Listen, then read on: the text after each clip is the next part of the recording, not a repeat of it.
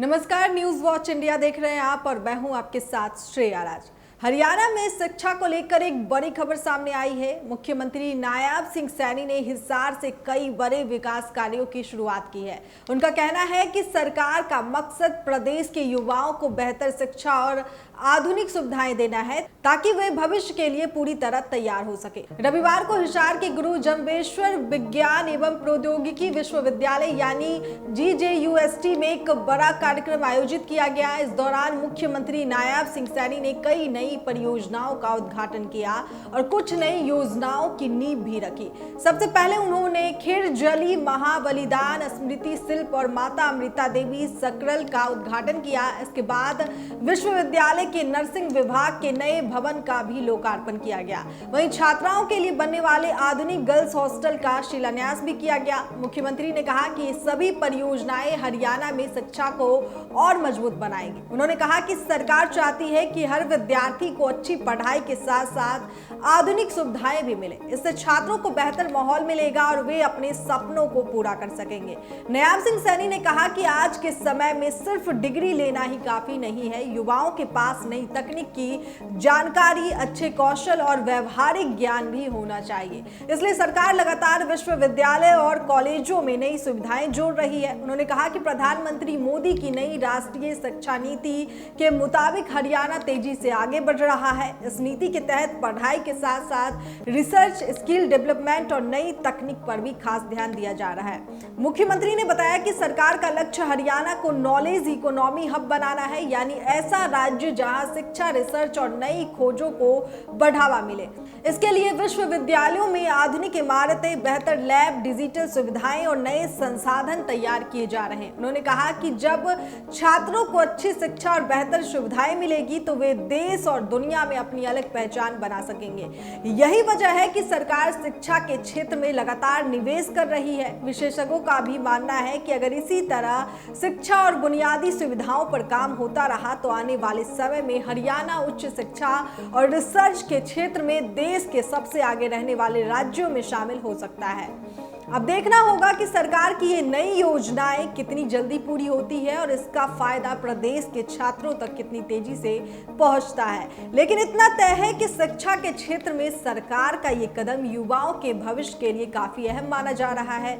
अब बात करेंगे पंजाब की। पंजाब के मुख्यमंत्री भगवंत सिंह मान ने वन विभाग के 516 दिहाड़ीदार कर्मचारियों को बड़ी सौगात दी है। सरकार ने इन सभी कर्मचारियों की सेवाएं नियमित कर दी है, यानी जो कर्मचारी कई सालों से दिहाड़ी पर काम कर रहे थे अब उन्हें नियमित सरकारी कर्मचारी का दर्जा मिलेगा। मुख्यमंत्री भगवंत मान ने खुद इन कर्मचारियों को नियुक्ति पत्र सौंपे। इसके साथ ही वन विभाग के 237 अधिकारियों और कर्मचारियों की लंबे समय से रुकी हुई पदोन्नतियों को भी मंजूरी दे दी है। इस मौके पर मुख्यमंत्री ने कहा कि उनकी सरकार कर्मचारियों के हितों के लिए पूरी तरह प्रतिबद्ध है। उन्होंने कहा कि अब सरकार और कर्मचारियों के बीच कोई ठेकेदार नहीं होगा। कर्मचारियों को सीधे सरकार से रोजगार मिलेगा, जिससे उन्हें नौकरी की सुरक्षा और सम्मान दोनों मिलेंगे।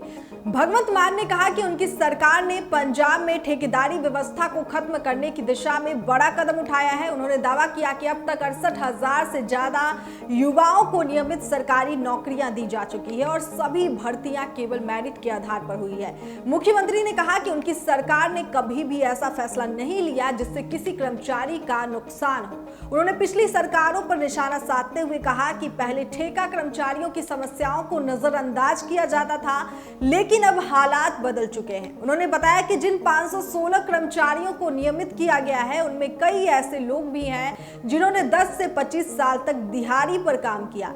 लंबे समय तक सेवा देने के बावजूद कुछ कर्मचारी शिक्षा या उम्र की शर्तों के कारण नियमित नहीं हो पा रहे थे, लेकिन सरकार ने उन्हें राहत देते हुए इन नियमों में विशेष छूट दी ताकि कोई भी कर्मचारी अपने अधिकार से वंचित न रहे।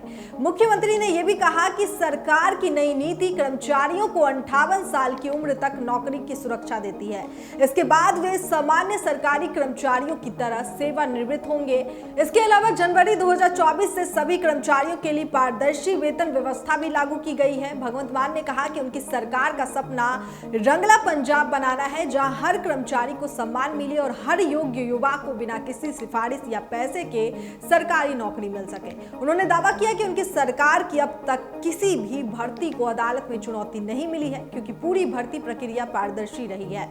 मुख्यमंत्री ने वन विभाग के कर्मचारियों की भी जमकर तारीफ की। उन्होंने कहा कि इन कर्मचारियों ने पंजाब के जंगलों, पेड़ों और वन्य जीवों की रक्षा में अहम भूमिका निभाई है। पिछले 4 वर्षों में वन विभाग के 1458 दिहाड़ी कर्मचारियों को नियमित किया जा चुका है और 342 नए कर्मचारियों की भी नियमित भर्ती की गई है। कार्यक्रम में मौजूद कई कर्मचारियों ने भी अपनी खुशी जाहिर की। उन्होंने कहा कि वे कई वर्षों से विभाग में काम कर रहे थे, लेकिन पिछले सरकारों ने कभी उनकी सूद नहीं ली। अब उनकी सेवाएं नियमित होने से उनके परिवार का भविष्य सुरक्षित हो गया है। उन्होंने मुख्यमंत्री भगवंत मान का धन्यवाद करते हुए कहा कि ये फैसला उनके जीवन का सबसे बड़ा तोहफा है। अब सवाल ये है कि क्या पंजाब सरकार का ये फैसला दूसरे राज्यों के लिए भी एक मिसाल बनेगा? क्या ठेका कर्मचारियों को अस्थायी नौकरी देने की मांग अब और तेज होगी? इस पूरे फैसले पर आपकी क्या राय है? कमेंट करके हमें जरूर बताएं।